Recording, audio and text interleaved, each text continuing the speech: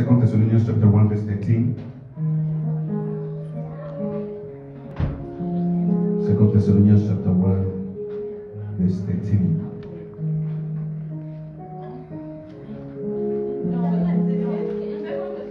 Yes, that's good. You're following 2 Thessalonians chapter 1, chapter 2. Can you use chapter 1 first and chapter 2 because we're reading back to chapter 1 and chapter 2. So let's start with chapter 2 verse 13. Let's start with chapter 2 verse 13.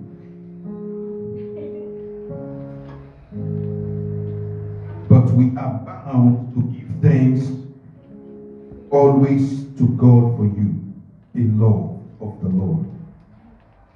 Because God had from the beginning chosen you to salvation through sanctification of the Spirit and belief of the truth.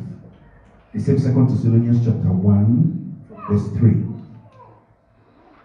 We are bound to thank God always for you, brethren, as it is meet, because that your faith groweth exceedingly, and the charity of every one of you all toward each other abounded. Bow down your head. Supernatural Father, I pray I shall speak to say the Lord, and that you will change the lives of the hearers in the name of Jesus.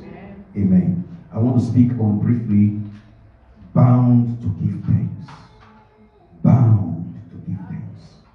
Twice in this second letter of Paul to the church at Thessalonica, he said, we are bound to give thanks, not because of food, not because of money, not because of anything, but because of your salvation, because of your faith. Twice he said that.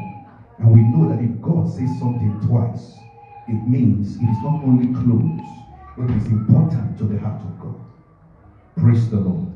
And when Paul uses the word bound, it means it is something that will be done regardless of anything else.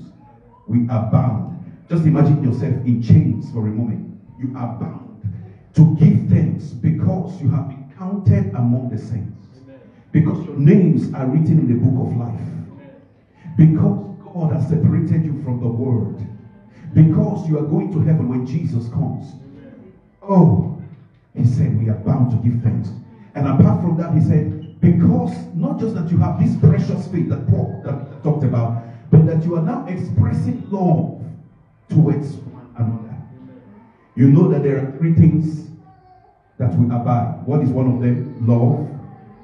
And what is one of them? Hope. And what else? Love. That is the destination of all the scriptures. The love of God, the love that we show towards one another. What did Jesus say? Love your neighbor as love the Lord your God with all your might, with all your strength, and then love your neighbor as yourself. That is the gospel. That is the destination of everything we are doing and that we are preaching. Amen. And then he said that this will not fail. Love will never what? Fail. Praise the Lord. And that this faith has now produced love. And because of that, we are bound to give thanks. But Paul that was saying this, he was writing to a church. Let me give you a little bit of history about the church in Thessalonica. He was writing to a church that was suffering persecutions. He was writing to a people that was going through a lot of hardship. How many of you have looked around you and discovered that the world is not what it used to be? We are living in the midst of a pandemic. Now you have to wear face masks. Now there is limit on certain things you can do. You go into some of the nicest shops, you thought it was possible to just walk through and they tell you now you have to bring a card. Now you want to come to church, they're not saying, oh, because we want to provide things that are honest in the sight of other people, bring a card. The world has changed. The church in Thessalonica was going through some of these troubles. But Paul looked at everything and said, beyond all the troubles you are going through, you have faith. And the Bible says that faith is the victory that overcomes the world. Amen. That means if you have faith, you are going to come out of it. It means if you have faith, it is going to be better tomorrow. Amen. It means if you have faith, God is faithful back to the faithful. Are you listening to me? He said he will show himself faithful to the one faithful. And the church at Thessalonica had many questions. Some of them died in persecution. Even Paul himself could not get back to the church in Thessalonica. He could not. He wanted to visit them. If you read that letter, 1 Thessalonians, he wants to see them. But because of the very difficult challenges they were going through, he couldn't make it. himself. But Paul looked at everything and he still looked up to heaven and said, Father, we thank you. How many of you are sitting there right now and look around you and say, Father, thank you? How many of you can say that? Now let me give you the mystery about that. You want to know the secret? If you are able to give God thanks in the midst of the crisis, God will give you a victory in the crisis. You didn't get that. Do you know why? Because gratitude is the greatest fragrance of all fragrances on earth. I said what? Gratitude is the greatest what? Fragrance. And the worst odor you can ever get is ingratitude. That is why God threw down Satan from heaven. Not just because his heart wanted to be above God, but because he was not grateful to the good things God has put inside him. Are you listening to me? If you are, oh my God, how many of you are giving somebody something special? Something that is dear to you. Some of you know people in Africa. You know that it is not so easy to live, to make life in Europe, because everything costs money. The light costs money, the water costs money. In fact, you don't need to give everybody money for Christmas. Listen to me, you don't need to. Because by the time you finish giving them, you don't even have anything and you begin January broke. Not because God didn't want you to give. God wants you to give, hallelujah. But you give according to wisdom. Are you listening to what I'm saying? Some of the people that you are giving have already used your money that you have been sending to build a house, and you have not yet built your home. Look at that.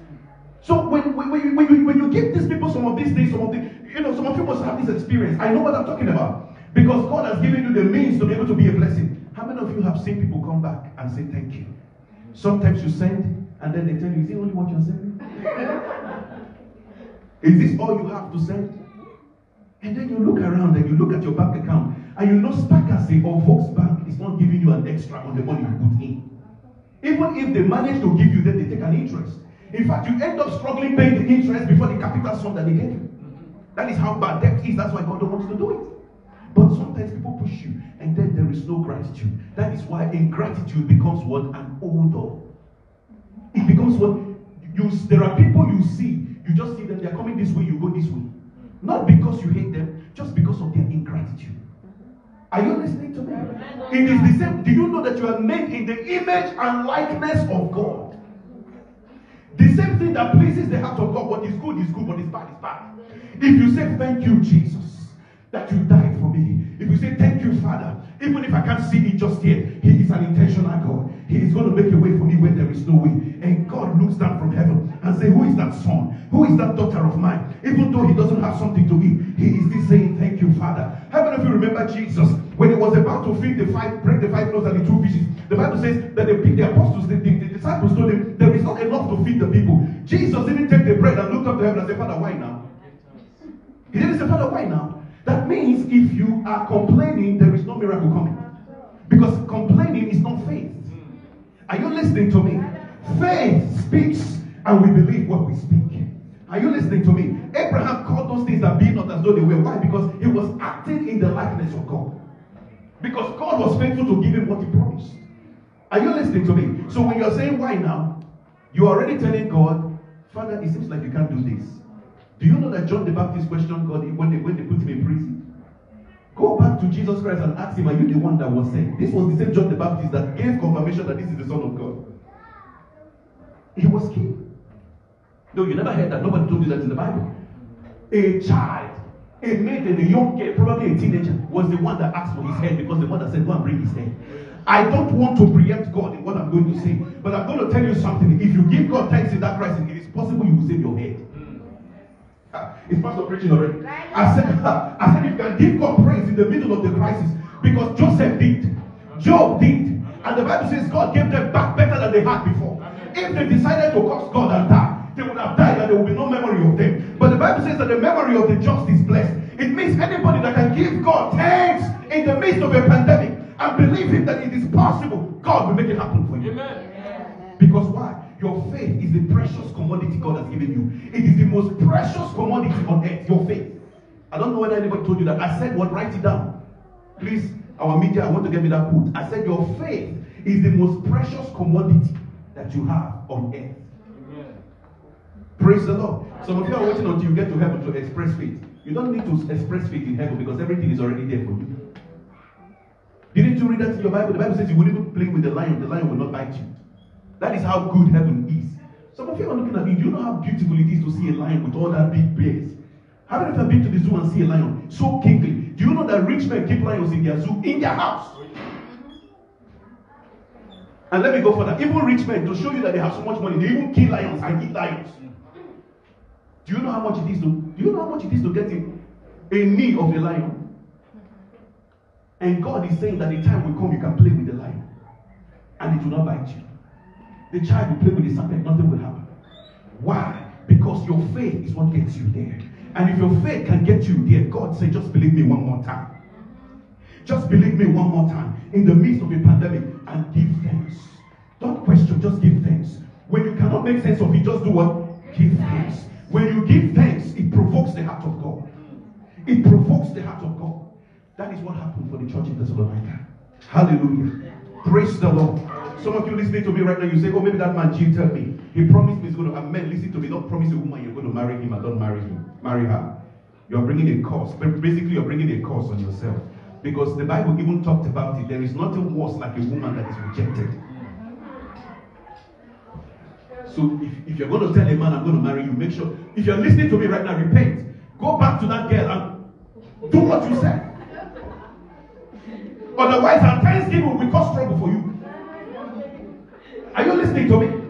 I said, otherwise, some of you don't understand spiritual things happen.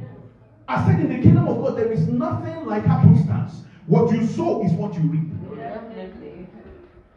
If you say, Pastor, no, I can't do it. I can't. I found out something, then go and make restitution. Restitution is that, sorry, I promised you. What can I do for you? Praise the Lord.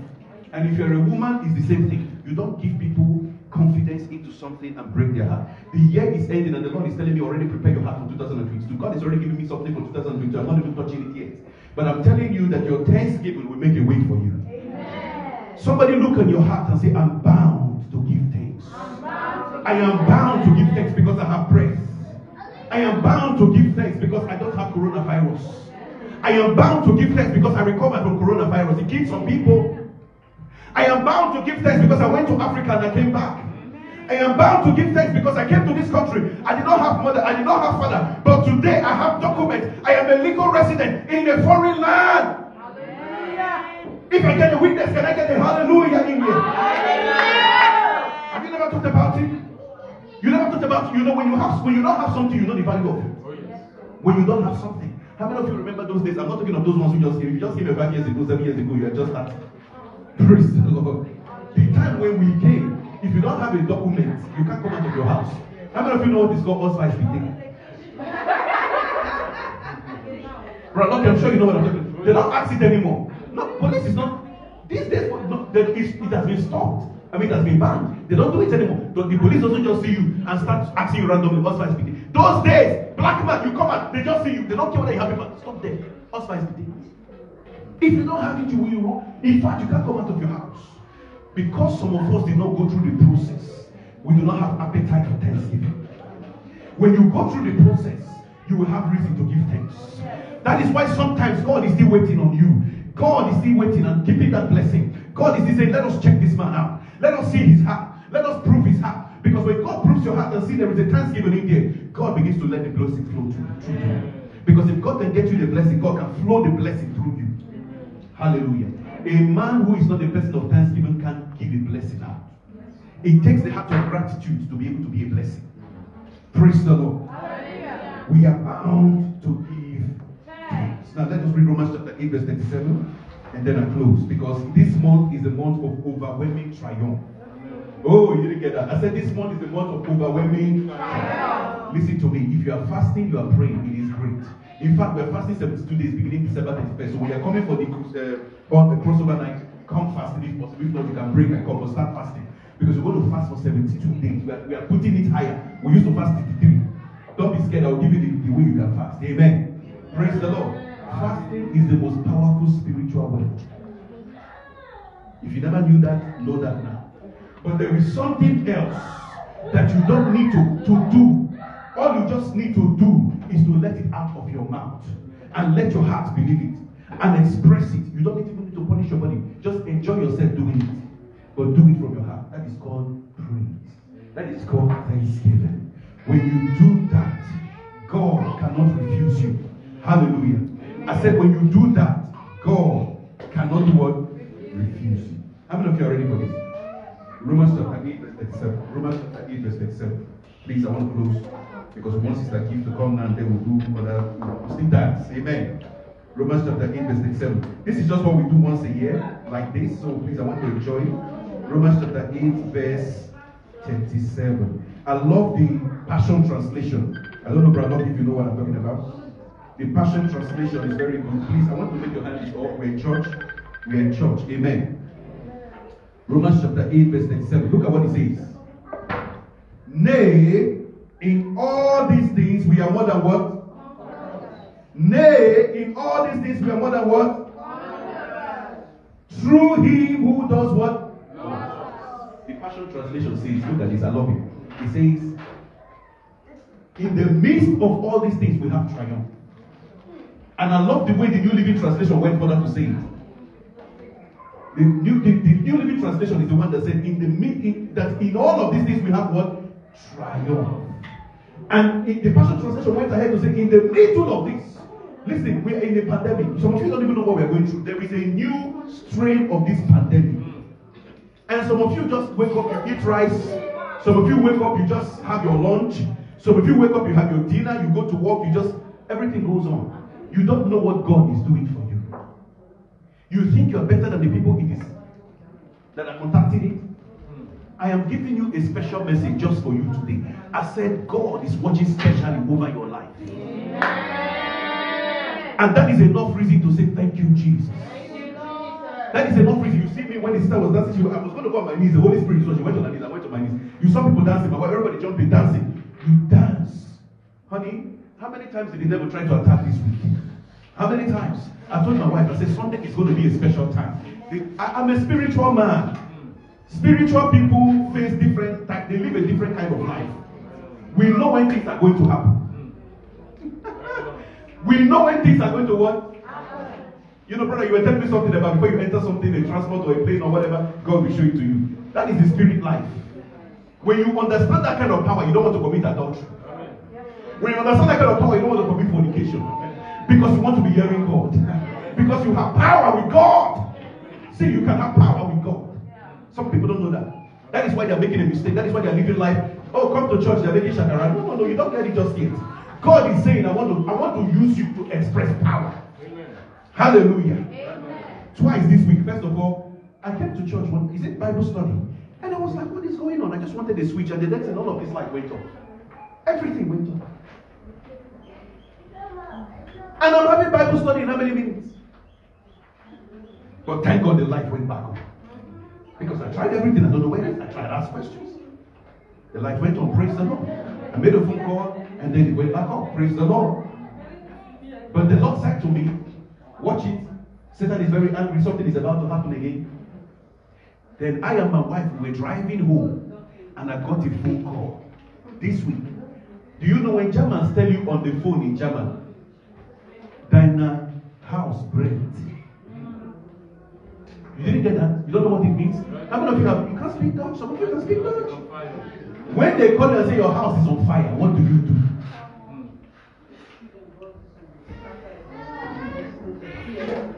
You can just imagine the shock.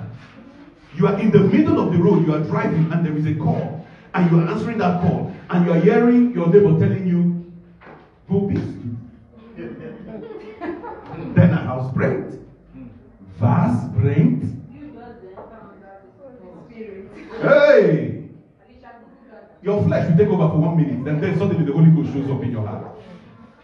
My wife said, we calm down. That's the spirit, we calm down. We calm down. And I said in my spirit, peace by all means. Regardless of what is going on, I will give thanks. Satan, that Sunday I'm still going to be there. Even if that house burns, I'm still going to go there and say, praise the Lord. I'm still going to give that special offering. I'm still going to give that special seed. My heart was just cool.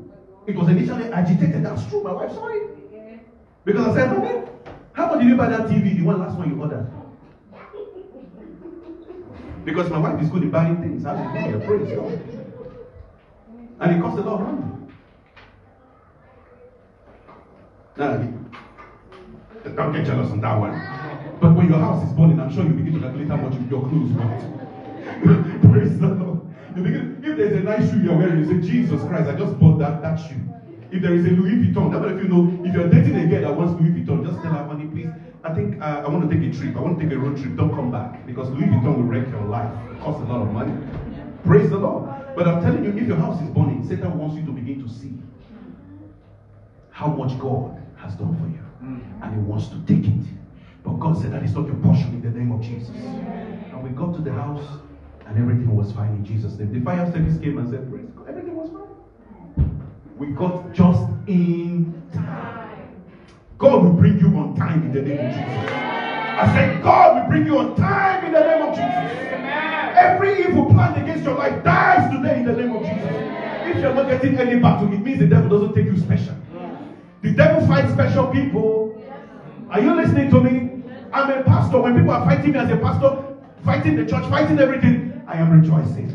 I am giving thanks. Because there is no great preacher that never went through the fire. If you don't go through the fire, you're not going to come out like a diamond.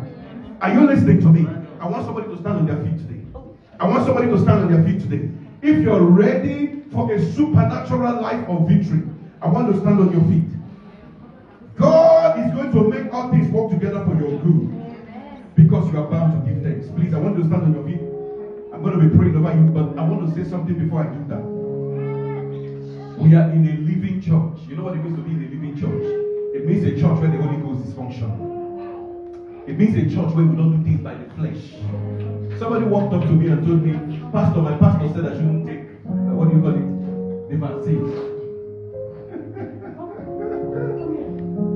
To each his faith. I don't criticize pastors. I'm not in the criticism ministry.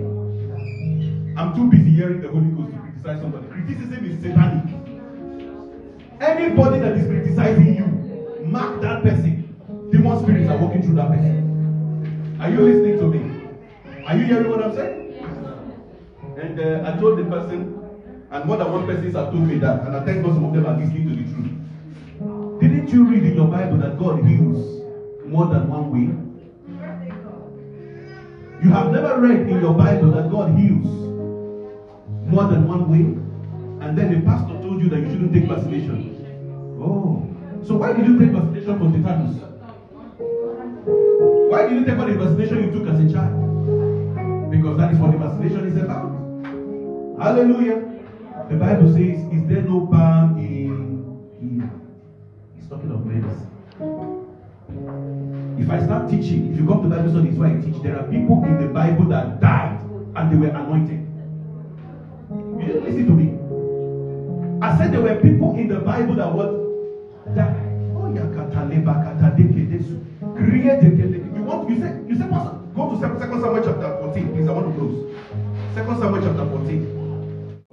Amen. 2 Kings chapter 13, verse 14. If you never read this in your Bible, if nobody ever told you about it, this is it now. Because I don't want you to make a mistake. Hallelujah.